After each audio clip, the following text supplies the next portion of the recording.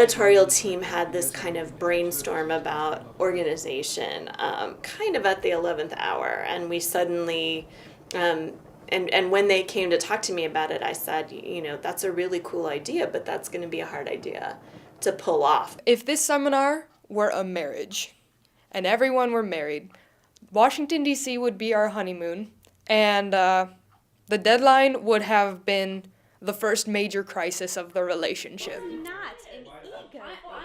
I was afraid that like different writing styles were going to clash in the book and it wouldn't be uniform. Because if you have a uniform design, uniform consistency with like the photographs, like all of the pictures are equal in quality really.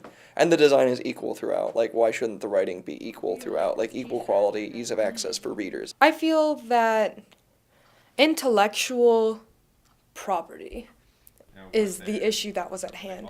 Someone writes something, they want their name to be attached to what they've written. People have their own writings, have their own work, myself included, and would like that individual writing to shine. I don't particularly agree that we should have everybody's name after every article. I mean, we are all working as a team. Like, nobody has done more work than the other person. You need to be open-minded enough to change your work to fit in with everything.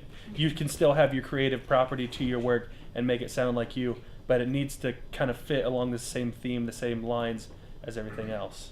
I feel like everyone has very extreme opinions and we're going to need to compromise. What this book required was a much more collaborative engagement, and for people to really let go of their ownership of their own writing, right? To say, well, I wrote this thing, but I understand if you have to change it. I think negotiating that shift was challenging in a lot of ways. I think that it's great that we overcame the differences that we did have regarding the book, and we worked through it to make it even better than it was before.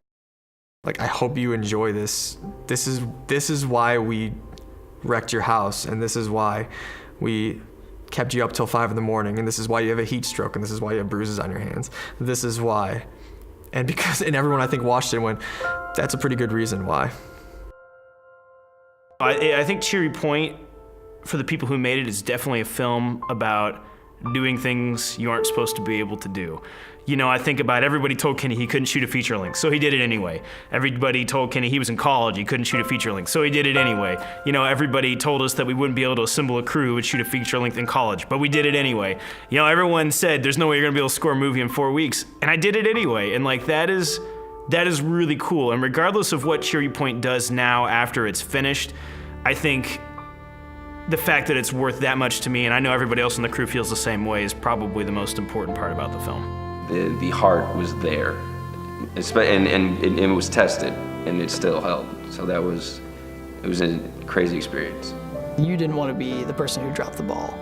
And if you have a bunch of people who care about a project as much as we did, and nobody wants to fail, and nobody's going to give up, and then we're going to get exactly what we were looking for, and I think we did. So many people involved from all over the place, from Chicago and Indiana and Kentucky, and who knows where, all just magically coming together because of Kenny's crazy Steve Jobs-esque reality distortion field.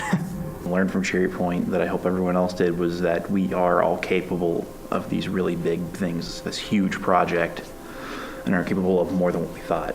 We were all so driven to create the film, especially by Kenny and Adam and Andrew.